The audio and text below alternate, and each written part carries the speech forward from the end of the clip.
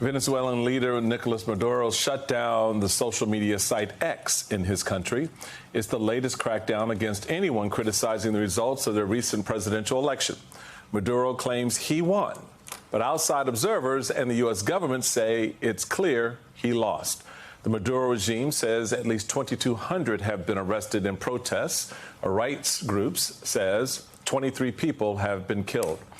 What's unfolding in Venezuela is a reminder of the reasons some flee their country seeking asylum.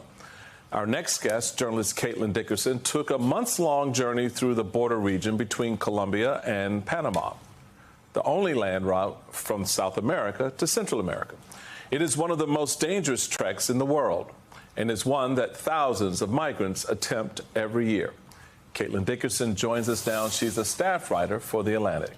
Good morning, friend. Thank you for being here. The reason we began with Venezuela is because you have a third of Venezuelans saying that if this election went as it did, that they were planning to leave the country. A reminder that we are always, when we talk about immigration, in a fluid and volatile situation. Tell me what it is that brought you to the Darien Gap.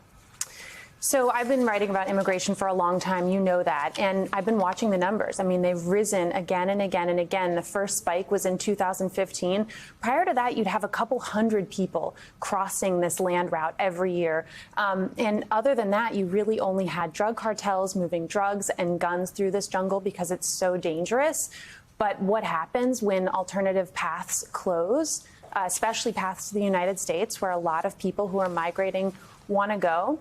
They look for alternatives, and the cartels take advantage, and that's why the numbers have gone up so much. Caitlin, to be honest at this point, I just think a lot of people look at U.S. policy, particularly here in the U.S., it's just unserious. You had the administration put forward arguably one of the more conservative border bills to address a lot of the concerns that certainly Republicans have, and yet Republicans wound up killing it.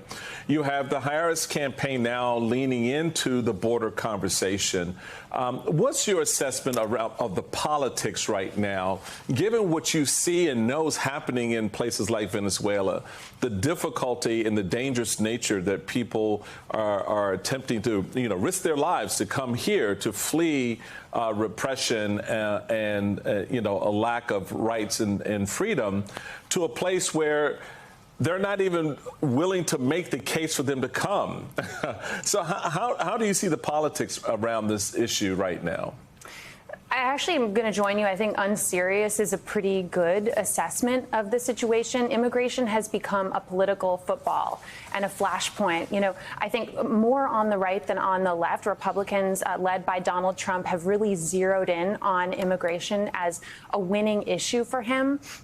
But not in the sense that he's trying to fix the immigration system, tried to as president before, or is promising to if reelected.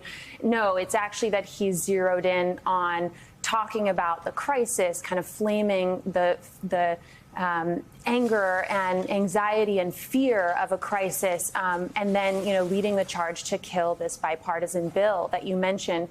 What would have to happen for immigration policy in the United States to actually have an impact, I think, after looking at this issue for years, is a much more comprehensive approach. So you have to have the Department of Homeland Security talking to the State Department, looking at what's going on in Venezuela. We've become so laser focused in this debate on the southern border, as if you can address immigration to the United States from Arizona and Texas and California. You can't. You have to look abroad at the issues that people are fleeing.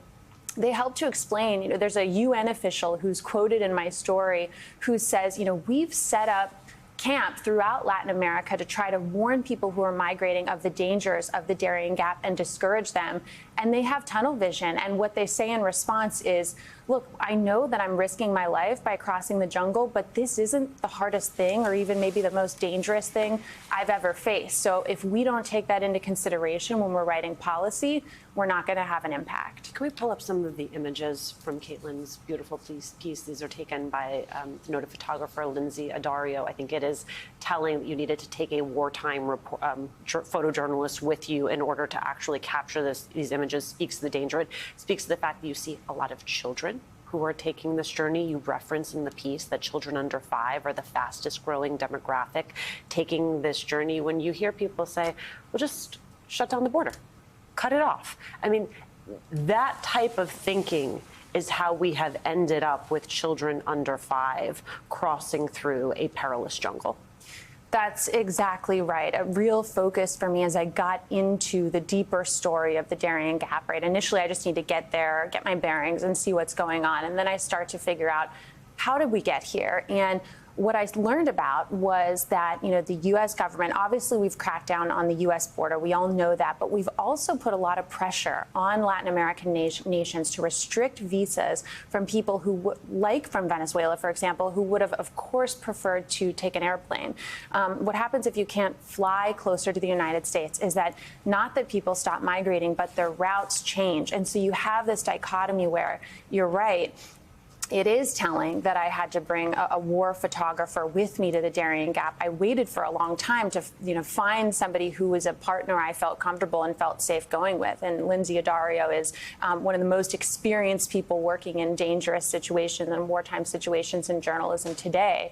So I was so grateful to be with her. And then we end up spending so much time with young children. 30,000 kids crossed the Darien Gap just in the first 4 months of this year.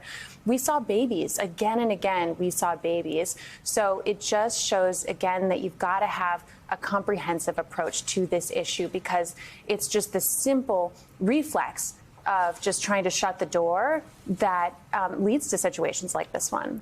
Caitlin Dickerson, my friend, thank you so much for your work. Be sure to check out her cover story in The Atlantic next month.